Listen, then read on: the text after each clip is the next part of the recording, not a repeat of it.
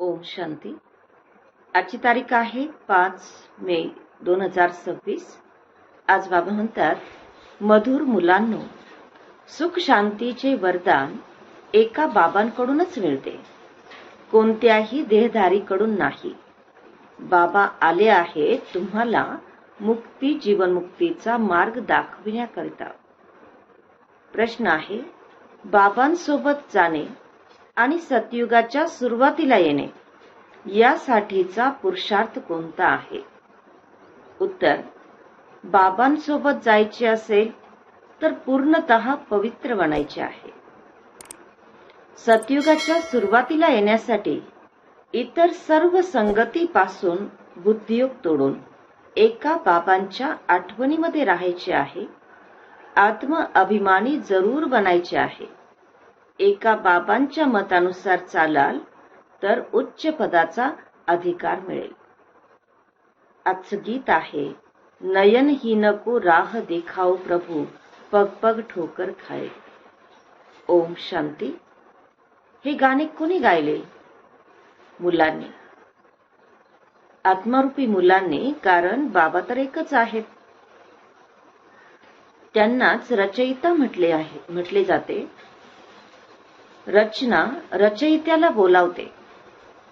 बाबांनी समजावून सांगितले आहे, भक्ती मार्गामध्ये तर तुम्हाला 2 पिता आहेत, एक लौकिक पिता आणि दुसरे आहेत पारलौकिक पिता. सर्व आत्म्यांचे पिता एकच आहेत. एकच पिता असल्याने सर्व आत्मे स्वतःला ब्रदर्स म्हणजेच बांधव म्हणतात. त्या पित्याला बोलावतात, ओ गॉड फादर, ओ परमपिता, दया करा, क्षमा करा. भक्तांचा रक्षक एक भगवंतच आहेत. सर्वप्रथम तर हे समजावून सांगायला हवे की आपल्याला 2 पिता आहेत. आता पारलौकिक पिता तर सर्वांचे एकच आहेत. बाकी लौकिक पिता या जन्मातले प्रत्येकाचे वेगवेगळे आहेत. तर लौकिक पिता मोठे की पारलौकिक पिता मोठे हेही विचारायचं. लौकिक पित्याला कधी भगवान किंवा परमपिता म्हणणार नाहीत. आत्म्याचे पिता एक परमपिता परमात्माच आहेत.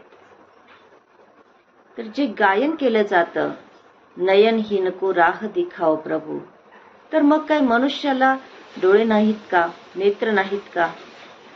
शरीराचे हे 2 डोळे तर सर्वांना आहेत. तिसरा ज्ञानाचा नेत्र आत्म्याला नाहीये, ज्याला दिव्य चक्षु असेही म्हणतात. आत्मा आपल्या पित्याला विसरून गेली आहे. म्हणूनच बोलावतात, नयन ही नको राह बताओ. तर कुठला मार्ग? शांतीधाम आणि सुखधामचा मार्ग. सर्वांचे सद्गती दाता सद्गुरु एकच आहेत. मनुष्याचा गुरु बनून सद्गती देऊ शकत नाही. ना स्वतः सद्गती प्राप्त करतात, ना इतरांना सद्गती देतात. एक बाबाच सर्वांना सद्गती देतात. त्या अल्प बाबांचीच आठवण करायची आहे. बाबा या धर्तीवर अवतरित होतात, संपूर्ण परिवर्तन करतात आणि त्याची यादगार निराकार शिवाची जयंती देखील साजरी करतात. परंतु ते येऊन काय करतात हे मात्र कोणीही जाणत नाही. आम्हा आत्म्यांचा पिता शिव आहे, त्यांची आपण जयंती साजरी करतो. बाबांच्या बायोग्राफीला म्हणजे जीवन चरित्राला कुणीही जाणत नाही. गायले देखील जाते, दुख में सिमरन सब करे, सुख में करे न कोई. सुख में सिमरन कोई करे तो दुख काहे को होय. तर दुःखामध्ये सर्वजण आठवण करतात, बोलावतात, ओ गॉड फादर, दया करा, आम्ही खूप दुःखी झालो आहोत. कारण हे रावण राज्य आहे. वर्षानुवर्षे रावणाला जाळतात ना, परंतु ही कोणालाच ठाऊक नाहीये की 10 डोकी असलेला रावण हा काय प्रकार आहे. आपण त्याला का जाळतो? हा असा कोणता शत्रू आहे की ज्यामुळे त्याचा पुतळा बनवून जाळतात. भारतवासी हे अजिबात जाणत नाहीत, कारण ज्ञानाचा तिसरा नेत्र नाहीये. म्हणूनच तर रामराज्याची मागणी करतात. 5 विकार स्त्रीमध्ये, 5 विकार पुरुषामध्ये आहेत. म्हणून यांना रावण संप्रदाय म्हटले जाते. हे रावण रूपी 5 विकारच मोठ्यात मोठे शत्रू आहेत, ज्यांचा पुतळा बनवून जाळतात. भारतीयांना लक्षात येत नाही की रावण आहे तरी कोण ज्याला जाळतात. हे रावण राज्य कधीपासून सुरू झाले हे देखील कोणाला माहीत नाहीये. बाबा समजावून सांगतात, रामराज्य आहे सतयुग त्रेता आणि रावण राज्य आहे द्वापर कलयुग. सतयुगामध्ये या लक्ष्मी नारायणाचे राज्य होते. यांना हे राज्य कुठून आणि कसे मिळाले हे कोणीही जाणत नाही. या समजून घेण्याच्या गोष्टी आहेत. यामध्ये अटेन्शन द्यावे लागते. मोस्ट बिलवेड म्हणजे अतिशय प्रिय बाबा आहेत. म्हणूनच तर त्यांना भक्ती मार्गातही बोलावतात. भारतामध्ये जेव्हा यांचे लक्ष्मी नारायणाचे राज्य होते तेव्हा दुःखाचे नाव सुद्धा नव्हते. आता दुःखधाम आहे. कितीतरी अनेक धर्म आहेत. सतयुगामध्ये एकच धर्म होता, तर इतके सर्व आत्मिक कुठे जातील कोणालाच ठाऊक नाही, कारण नयनहीन आहेत. बाबा म्हणतात की शास्त्रांद्वारे ज्ञानाचा तिसरा नेत्र कोणालाच मिळत नाही. ज्ञानचक्षु, ज्ञानसागर परमपिता परमात्माच देतात. आत्म्याला तिसरा नेत्र मिळतो. तर बाबा 84 जन्म कसे होतात याचा सुद्धा हिशोब बाबांनी समजावून सांगितला आहे. आणि बाबा म्हणतात आत्मे 84 जन्म तर घेतातच, त्याचा देखील हिशोब समजावून सांगितला पाहिजे की सर्वात आधी सतयुगामध्ये आहेत सतोप्रधान, मग त्रेतामध्ये आहेत सतो. आत्म्यामध्ये भेसळ पडते. बाबा येतातच. भारतामध्ये शिवजयंती आहे ना. इतर सर्व आत्मे तर गर्भातून जन्म घेतात. बाबा म्हणतात मी साधारण वृद्धतनामध्ये प्रवेश करतो, ज्यांचा हा अनेक जन्मांतील शेवटचा जन्म आहे. हे स्पष्टीकरण काही एकालाच दिले जात नाही, तर ही गीता पाठशाला आहे.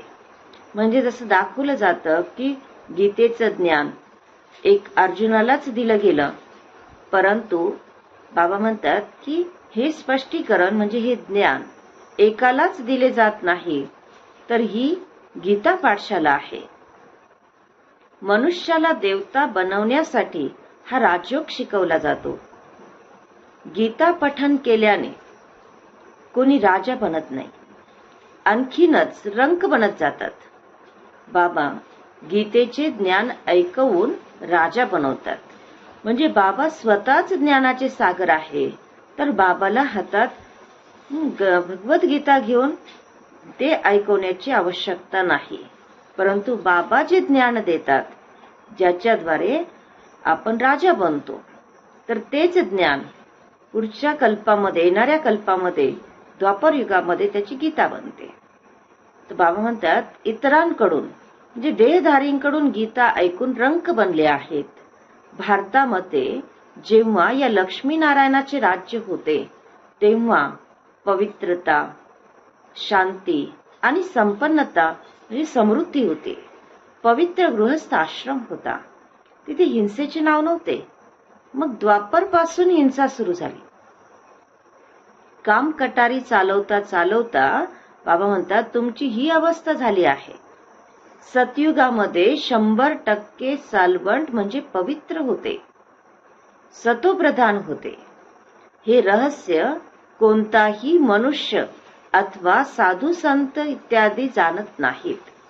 बाबा जे ज्ञानाचे सागर आहेत, पतित पावन आहेत, तेच येऊन सतोप्रधान बनण्याची युक्ती सांगतात. लोक तर म्हणतात की परमात्मा सर्वव्यापी आहे, अमका अवतार आहे, परशुराम अवतार आहे. आता बाबा परशुराम बनून कोणाची हत्या करतील का?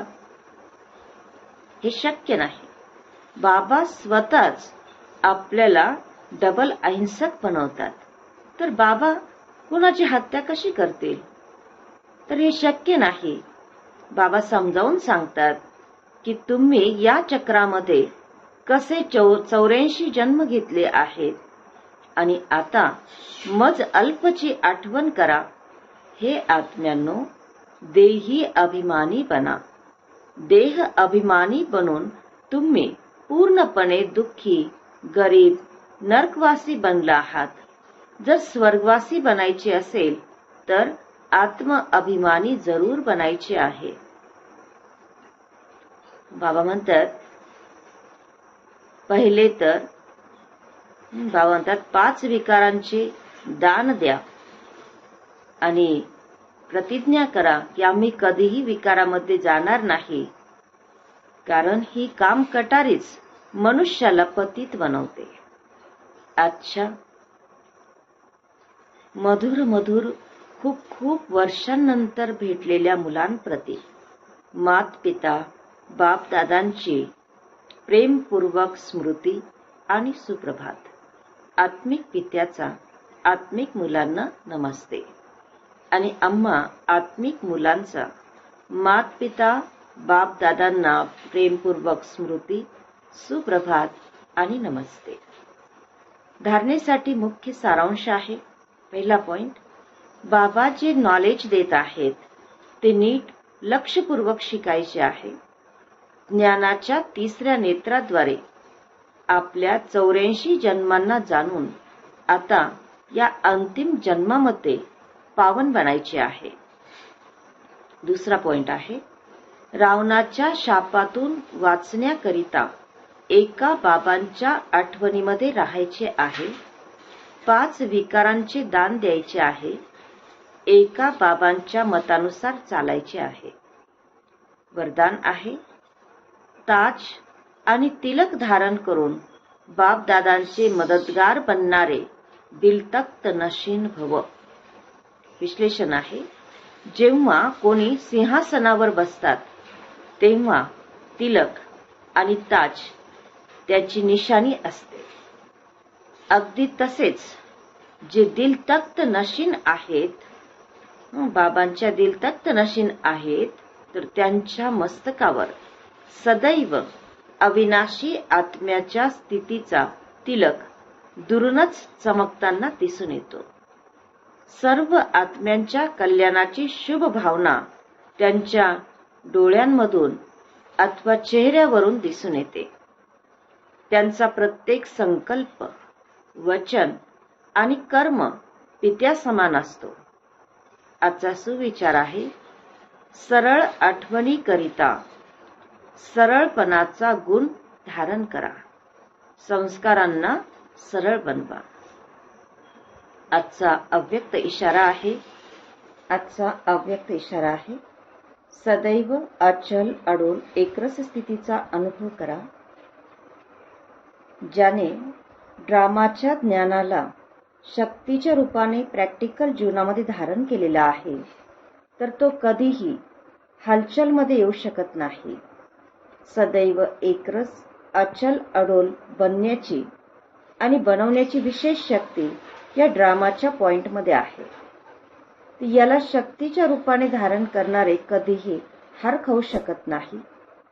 या कल्याणकारी ड्रामाच्या प्रत्येक सीनमध्ये कोणतं ना कोणतं कल्याण सामावलेलं आहे. धैर्यवत बनून साक्षी होऊन बघण्याचा अभ्यास केला तर अचल अडोल राहाल. ओम शांती.